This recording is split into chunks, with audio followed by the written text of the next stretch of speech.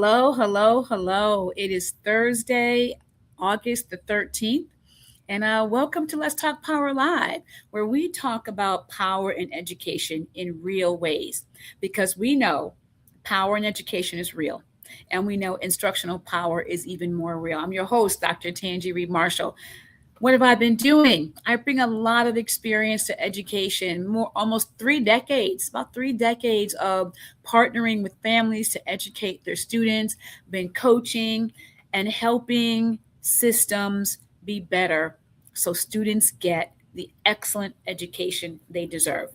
We believe every student deserves an excellent education, and we are on a mission to make sure every one of them has an educator at every level equipped with the mindset, skill set, tools, and resources to ensure they get that education. And we have a heart for middle school educators and middle school leaders. And so that is a big part of who we partner with to ensure that the messiness of middle schools does not become a barrier to students at that really important grade band getting the excellent education they deserve.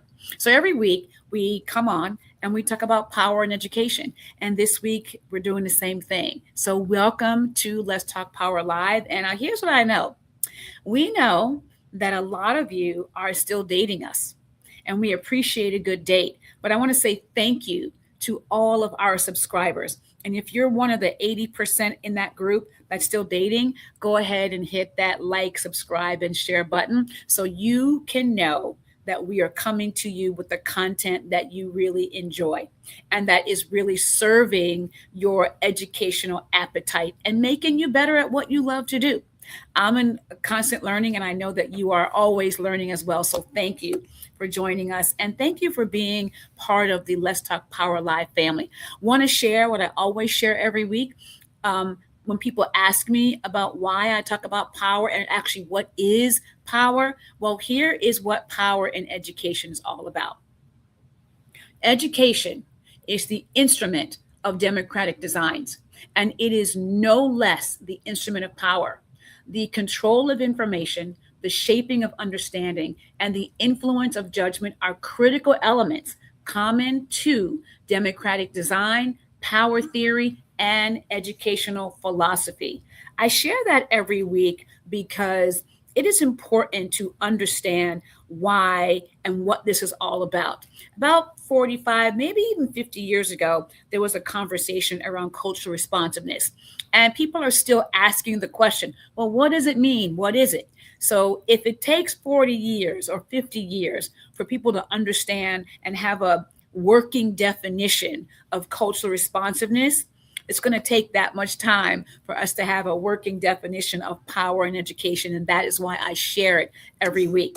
And this is the definition that I share with you every week as well around instructional power. What is it? It can be understood as an educator's use of their state, of their district, of their building ascribed job-related authority to afford or constrain a student's access to learning. In a very concrete way, instructional power seeps in to every decision that you make. Education on its face is not a neutral enterprise. It is laden with values and beliefs. And within each of those, or all of those, are the decisions made for people to understand about power in education. And so that is why we have this conversation about power every week.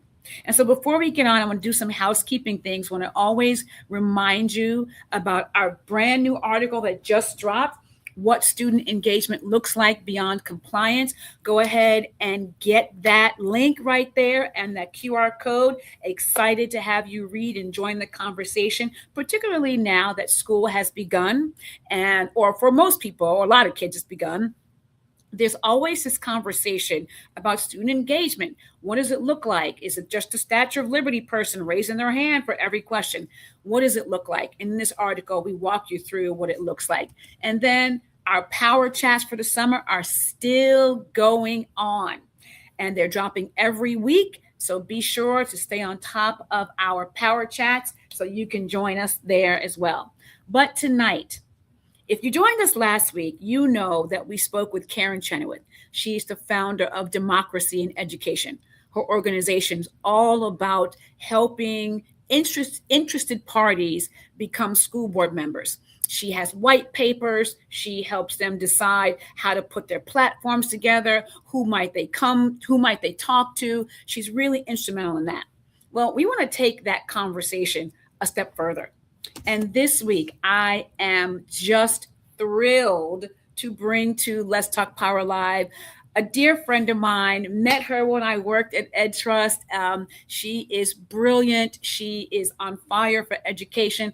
None other than Dr. Dia Bryant. She's the Deputy Mayor for Education in Jersey City, nationally recognized ed leader, co-leader of the National Math Improvement Project, former executive director of Ed Trust New York. I could go on and on and on, but I'm going to bring her up right now and just welcome Dr. Dia to Let's Talk Power Live. Thank you so much.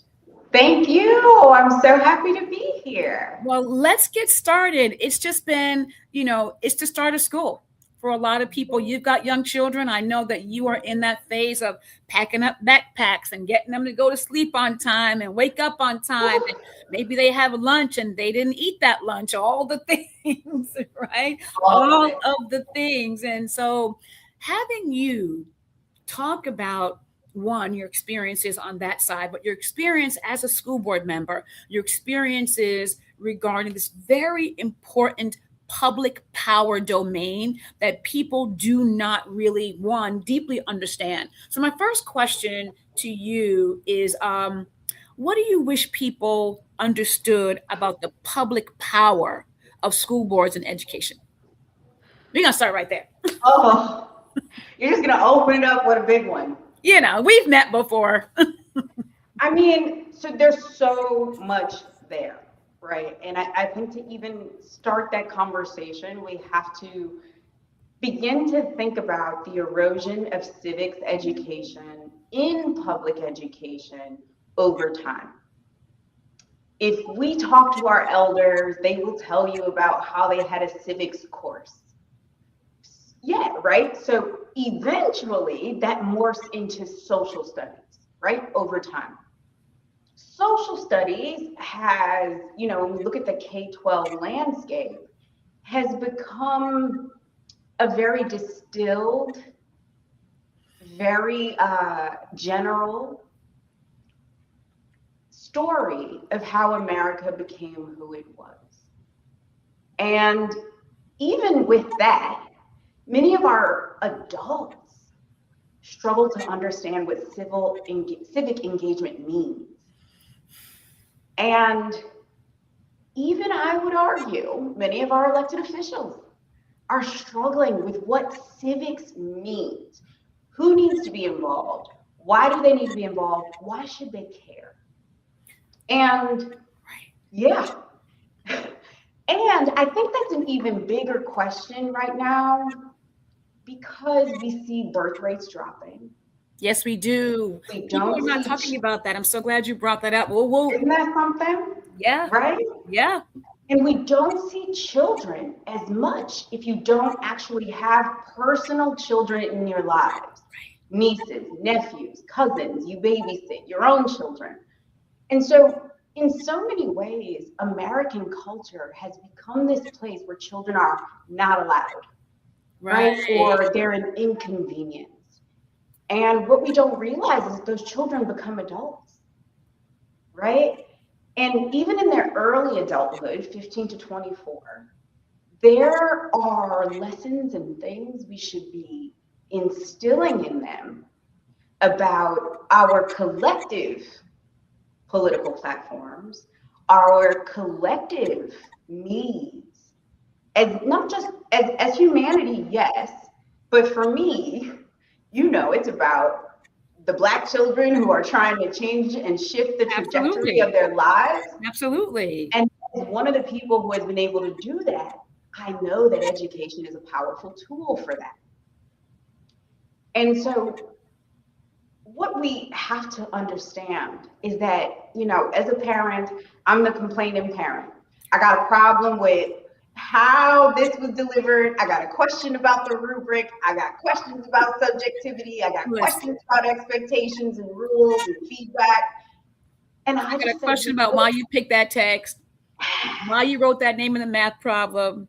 Why do we? Oh, I have my sister kept the letter that I wrote to my son's social studies teacher when his teacher wanted him to assume the role of a slave owner. We ain't doing that. Why are we doing that perspective? Why? Why? Why? So yes, this public power of education. And I will say, honestly, I am deeply concerned because I think that there's always been this subculture of school boards being a launch into bigger political spaces, right? But I think that's taken over. And some people watch reality shows. I don't like reality TV, but I watch board meetings on YouTube. Isn't that a reality show? That's a reality show all by itself. Because there's this beauty in how far we've gotten away from what this was meant to do. And I personally believe that school boards are one of the last standing remnants of what democracy as an experiment or as an institution was meant to be. This is where we get the people in the neighborhoods who care about the kids and the future of the neighborhood to come together and make sure there are facilities, there are human resources, there are financial resources, all working together to create an experience that will launch children into their future. We've lost a lot of that. Well, that brings me to my next question. And my next question to you is, when adults hold this power in education, how can we tell that what they're doing is really being organized around what children need, or whether it is being organized around the adult agendas and what adults are performing? I mean, Dr. Tangi, that's a complex question because let's talk about it. Some folks have gotten really good at camouflaging it. Yeah. Right? Like, I'm doing this for the kids, but this is actually about a set of developers who have asked me to do a thing.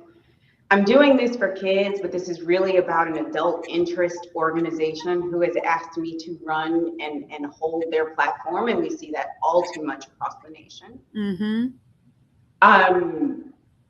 It is becoming harder and harder to tell. Okay. And I will say that many of the ethics laws that govern how boards behave and how they are supposed to operate have become warped and almost weaponized against free speech.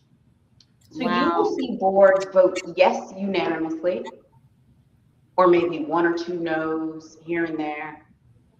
But it's all sort of folks trying to play in these sandboxes where you have folks who genuinely care about kids and they think the thing you're going to do is going to harm children. Right. And then you have another group who are like, nah, if we don't do this, I actually personally do not win. I don't win and I don't stay in my spot. Wow. I want to share some data pieces with you and get your take on them. Because we know data matters, right? More than 90,000 locally elected school board members serve across about 13,000 school districts. They serve 49.4 million students. But here's the thing. Public elementary and secondary education spending reached $767.8 billion in 2022. So you know that the numbers, you know enough about policy and data for it to catch up to the timetables. But like, board decisions shape the policy, the budgets, and the leadership of the public trust. With that much money being spent across these 13,000 school districts, and we know how the numbers break out by racial group. I don't like the term subgroup, so I by racial category and racial group. How does the board really ensure that every student is getting the excellent education they need to have? Well, there's a few questions that I have back for you. Oh no. I mean, you know how long we have debated the purpose of education. Absolutely. And the purpose of education for all those categories is, was, and are different. They are. And that is, I'm so glad you brought that up, because we keep wanting to have, and you and I have had these conversations Yeah. over meals, where we keep pretending that the system is a thing and it's actually not. Yeah. Right? We keep saying to ourselves education as though there's an umbrella, and that we all kind of fit under the umbrella like the rain. And we Yeah. both know this, that for formerly enslaved people, education was meant for a certain thing. That's right. For the owners of humans, educating their children was for a certain thing. And as the United States of America became the thing that we call it, everyone fit in one category or the other category. And That's right. so when we have this conversation around what does it mean to educate, we have to then say, I love the prepositions, right? The prepositional phrases of to whom, for what, To what end? and Yeah. to what end. And as a one, you are a former board member, and now in your role as a deputy mayor for education, what a big hat. And how do you, given your baseline knowledge, and not just baseline, but your very extensive knowledge, really push against what you know to be those forces that are trying to ensure education remains stratified? You know, I'll be honest. My mission and goal for 22, 23 years in this work has been the same. Yeah. It's about the kids. And I let the work talk. Let the work talk. I'm going to raise money for these kids. Which you've done. Still doing. We are going to ensure that they have the partnerships that they need. We can no longer, specifically as boards, delay capital improvements because it ends up costing taxpayers so much more down the line. Because if the building is crumbling today and you wait until next month, it's going to be crumbling at an exponential rate in the 30-day period. That's right. And if you wait 2 years, you're not going to be able to afford it. You're not going to be able to afford it. You will not afford it. You will not be able to afford it. Here's another round of data you might find important to think about. Adult conflict can crowd out children. 23% of board members say COVID and the culture war conflicts negatively affected their board and their governance, their ability to actually govern.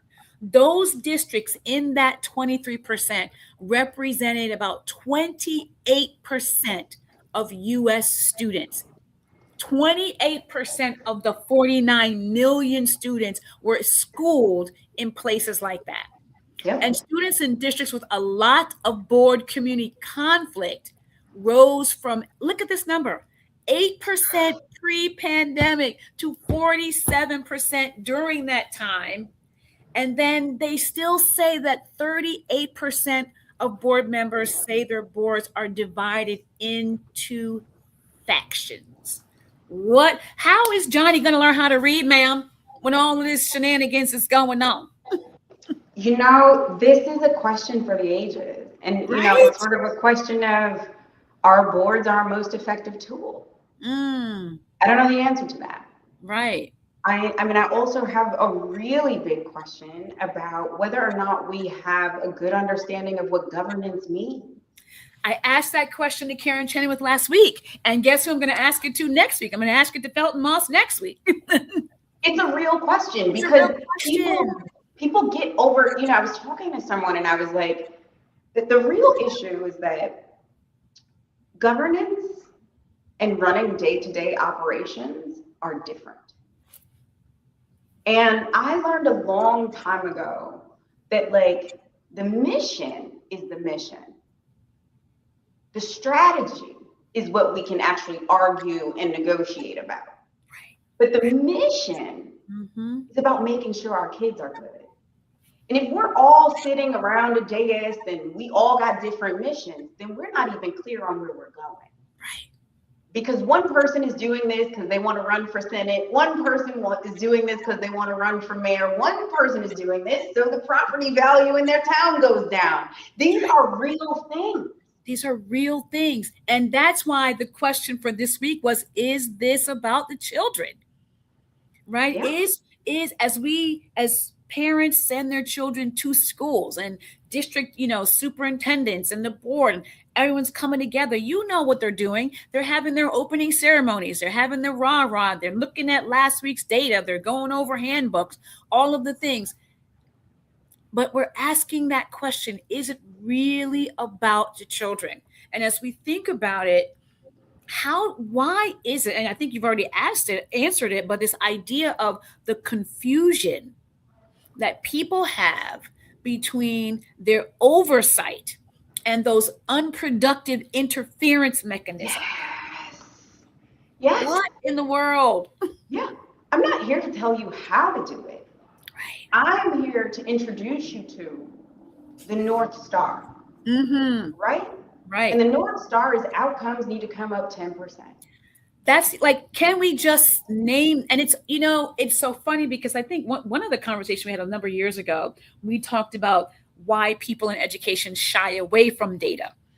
And we said, in any other profession, data matters. Why can we not just say, look, that you gotta hit, like you've gotta make gains, like it's important, right? And this idea of it and the power in the board. Do you think, maybe you probably know this, right? They understand their power, yes? Ça dépend. I think it depends. Interesting. I think it depends. The way the electorate works in this country, and we know that the most sort of financially backed, politically backed person or set of people or slates of people will win. Right.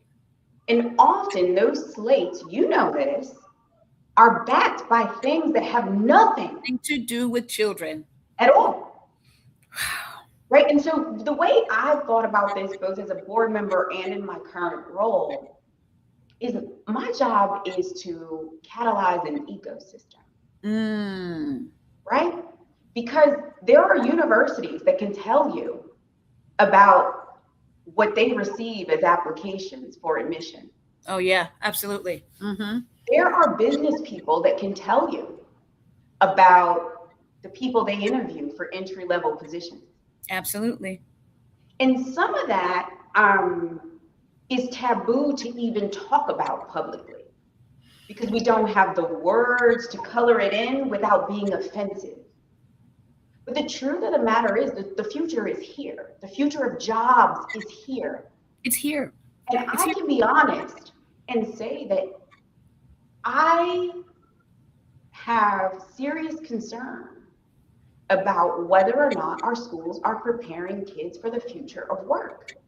The future of work is collaborative, is tech-driven, it's AI-assisted. AI-assisted, right. AI-assisted, yeah. But we got to build an ecosystem. There has to be youth development. There has to be workforce development. We've got to prepare the businesses for, here's the type of kid that you're going to get. Here's what we've learned about kids in this generation. And we haven't done that either. We haven't done that because the environment into which they will enter still has such a large cadre of leaders from a very particular mindset and ideology about the world of work is supposed to be. That's right. And we hear a lot of friction around, and there's always been intergenerational friction. That's never going to go away. It seems, though, the power dynamics within that now are exacerbated and growing in a lot of ways and creating spaces where young people don't feel like they have a place, Or and they're voice. not, or a voice, and they're not being hired because of a particular mindset about the way they approach work. That's right. And our schooling processes. So, there's education and there's schooling, Oh right? yeah, Du Bois taught us. Right. We Yeah. know the right, and we know the difference. And what I say to people is parents send their kids to school for two reasons. That's it. They want them to learn stuff. That's it. And they Please. please and teach them how to do stuff. Everything has to be in service of those two very simple yet complex enterprises. Yeah. And what you just said about not preparing them for the world into which they're going to enter. First of all, we don't know the work that they're going to need to do. We don't. But we So also haven't embraced that uncertainty. that's Because that is as it. adults, so first of Mhm. all, Americans, our relationship to uncertainty is a whole nother topic. Come back and But, let's come back in February. We'll talk but like if you think about it, the people who purport to know don't, Mm-hmm. nor are they actually willing to learn. Mm-hmm. But the truth of the matter is in the workforce, we have 6 generations. Right, we sure do. We sure do. 6 generations. Yeah. And they all have different values around what work means and what work is supposed to do and what work is. Right? Some folks want people to challenge them. I'm a millennial. I want a team that's going to push back so that when I get outside, I've got the best possible answers because I've been sharpened by the people who knew the voices of others. That's right. Everybody don't want that. Everybody don't want that. And I've said it, and we talked about the idea of power protecting. And we both know this to be true because we've seen it, we've experienced it up close and afar, that the identity of a person gets wrapped up in their position. That's right. And when that identity and position are challenged, their default button is going to be a power protecting stance. Yeah. But here's the thing, too. Right? Here's the thing. And I feel like I say this 20 times a day. You probably do. I play chess. My son plays chess. I love chess. I grew up playing chess with my grandfather. And if you know anything about chess, a novice chess player is going to take those pawns and let people pick them off. Yep. You're going to just push them out there, right? Push who you think is the lowest out. But if you know, a pawn can become a queen. If you play it right. It's all about how you play the game. And a lot of that is based on values. Mm-hmm. Right? And what we fail often to teach children and to teach teachers, I think, is that your positionality does not have to shrink you. It does not have to relegate you to a specific, role. Right. You can do what you want to do. You can. It is values based. I am doing this because kids need it. Because kids need it, and they deserve it. Every child deserves an excellent education. That's right. And as a board member, we would assume you, if not those exact words, that exact sentiment is brought you to the table to do that kind of work. And so part of the work of a board member and a board, and now in your role, is one of policy, which is really, really in your wheelhouse. So what should leaders ask after a policy is proposed or passed to make sure it actually improves conditions and outcomes for students? I mean, first of all, it's in the design elements, right?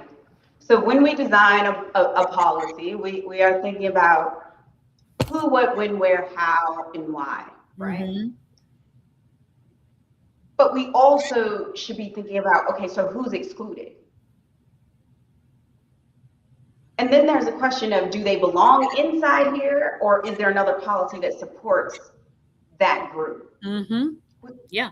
Many of elected officials, I would say across the board, show up not understanding how policy moves, how policy is designed, how policy changes, and what it takes to move or shift a policy. And we like sort of rely on our personalities to create the coalition of the willing.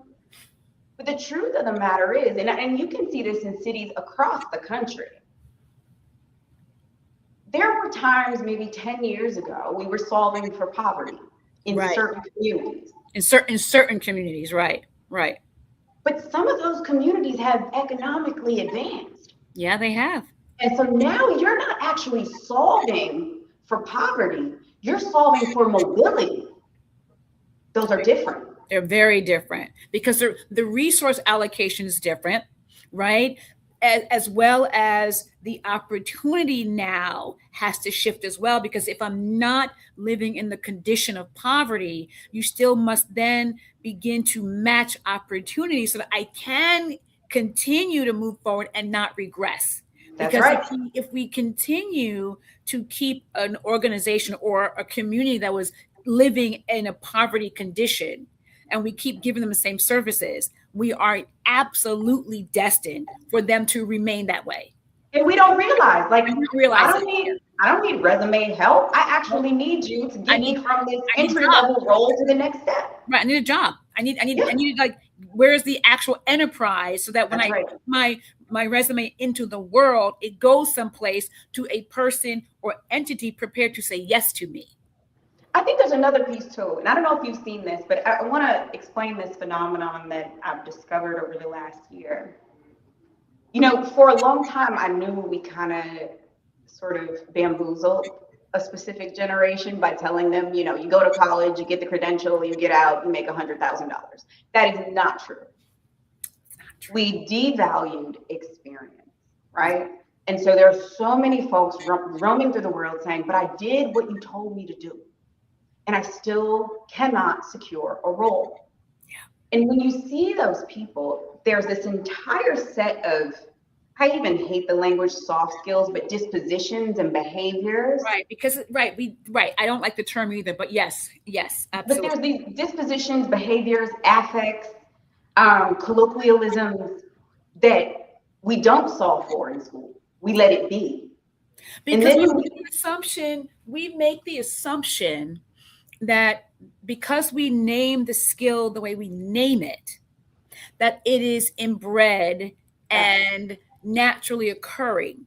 It's like the idea that we say to teachers, build relationships, as though you just wake up on Tuesday morning at 8:07 and the relationship just happens. Yeah. We do not help young people acquire the skills that are not as measurable by hard things or tactile things that they need to be. Nor do we teach them explicitly. We do not. And before you go one more step, I want to remind everybody out there, please hit the like, subscribe, and share button. Next. Anyway, back to the show. But yeah, we don't. And it's funny because I had a conversation with a set of principals that I'm working with in Massachusetts. And I said, okay, you are talking about your students being able to do X, Y, and Z. When have you taught them that? I said, do your students know how to do the learning? How do your students know that they're actually learning a thing when you don't give them notebooks? They can't take anything home. You're using a false equity model that says, don't give them anything, because if they take it home, then they won't have anybody there to help them with it, because that's what equity means.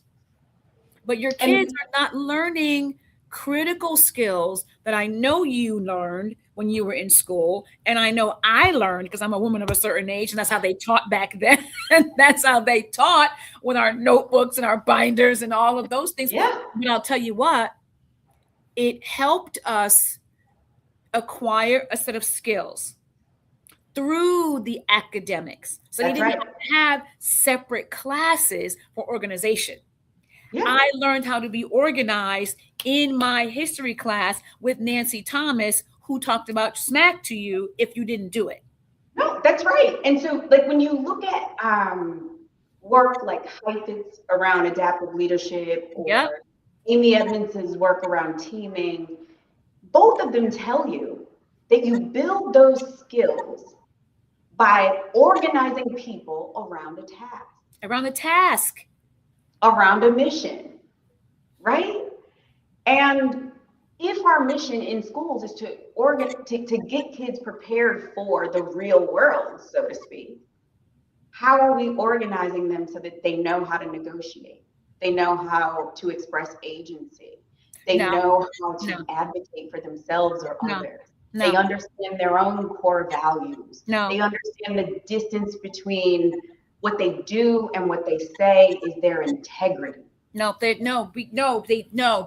it's not in a lesson. It's not in a lesson. It's not in a lesson. It's not in the curriculum. It has to be in the curriculum. But it's supposed to be in the hidden curriculum. It's supposed to be in the, right. It's got to be written out. Like somebody had to be, curriculum designer and put it in the lesson, when in fact, that is the fastest way to ensure that there isn't student agency. That's and right. Part of the reason why student agency does not get practiced and taught is because it will get practiced in the place where it is taught. And we have a commitment to hierarchy and authority that does not allow us to make space for discourse or ideas that may be different from ours. Our own. Even though we say we want student agency, and I say all the time, student agency is beyond student council. That's not student agency. That's not. It's student involvement, but it's not student agency. And so many schools really have different ideas about that. What it means for there to be student agency. And before we go, we always give power moves. And I want to share some power moves with you and get your take on our power moves. So power move number 1, translate power into policy. Name the student need being addressed. Identify the policy, budget, partnership, or system lever connected to that need. Ask what implementation will require across schools, agencies, leaders, and communities. She's like, yep. I mean, yes. And I think the most important is the third one. Right. Ask implementation. That's what we, remember when we were at Ed Trust together, we would always say, I love a good policy, but you got to close the loop through implementation. You got to put the implementation piece out there. Yes. And like what I've lived in the National Math Improvement Project for the last 4 years is just that. Mm-hmm. We have the 6th largest school districts in the nation focused on implementing high quality instructional materials. And the only way you can think about implementation is through something like a Bowman and Deal. Yeah. Right? Like what are the pieces that I'm playing with, right? Yes. Who are the you can also use the strategic triangle, right? Like what capacities do I have? What do I need? What's missing in the ecosystem? What needs to be injected? That's right. Public-private partnership, in my opinion, is one of the most powerful ways to squeeze boards to do what's most important. What's most important? Public, right? Yes, absolutely. I think we have to learn from each other. Which we don't do enough of. We don't do enough of learning because, again, we have, and you brought this up, we keep assuming that a person on a board is there for children. When you named it, maybe they're there because it's going to be a springboard to the next. That's right. Maybe it's there because it is ensuring property values. Maybe it is there for whatever reason, but like the children are the avenue through which I get it, right? Here's a power move number 2.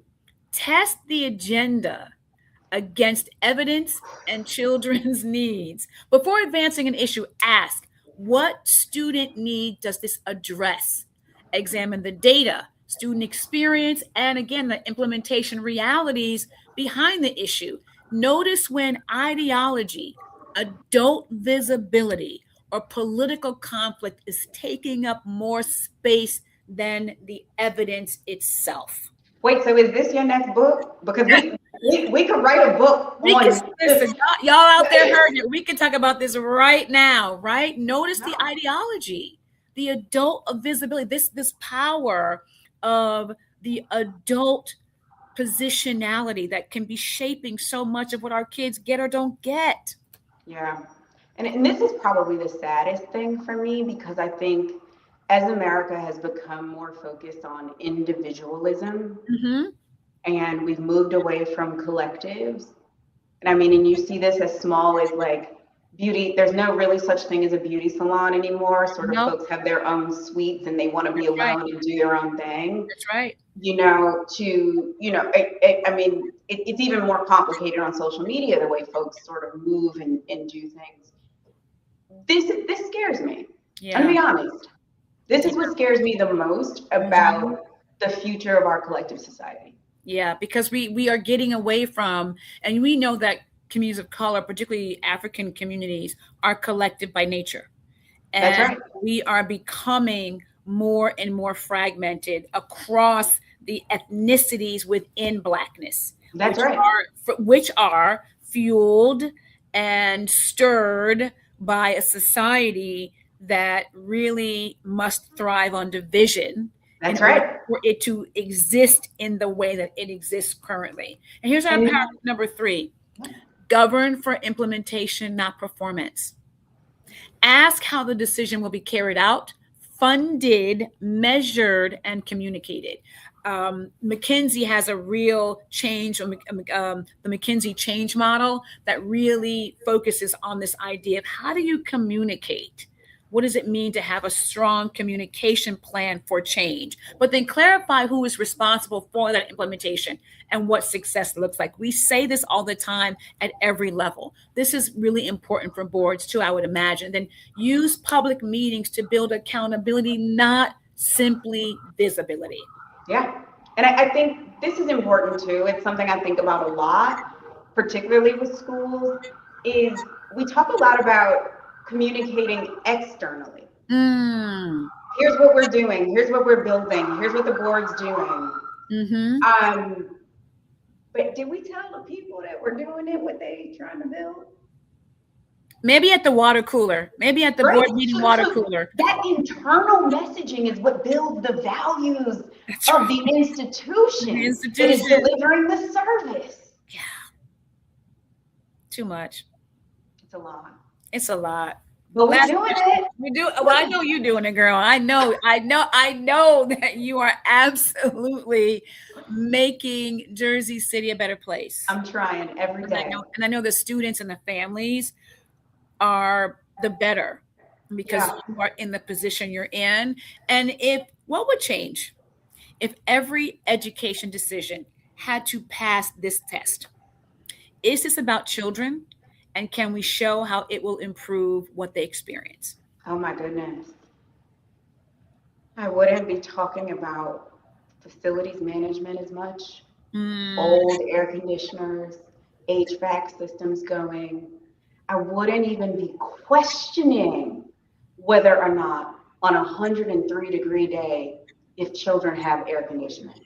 It just wouldn't even be a question. Do you understand what I mean? Yeah. It would not be a question of, I mean, you've seen this. I'm sure you've written about this, where, the teacher wants to fight the kid because the kid doesn't have a pencil. As a principal, come get this box of pencils so you're not fighting with kids about pencils. This is silly. Remember 2 things? Learn stuff, learn how to do stuff. Every single thing from the HVAC to the pencil has to advance learning stuff. That's learning right. how to do stuff. That's right. And if it was really about the children, we wouldn't be having, and here's the other thing, not only would we not be having the conversation, the mechanisms to build the responsibility around having the pencil would be there. Yes. Because this is my own sort of like mental thing. I don't think kids began to lose pencils as much until teachers were forced to just give it to them. Yep. Just give it to them. Okay, well, if I know that you're going to give me a pencil every single time I ask for it, guess what I'm going to not learn how to do? Keep my pencil. There you go. Wow. Well, folks, you have heard it from Dr. Dia Bryant. It's been fantastic. I do want to let y'all know that we will have Dr. Felton Moss next.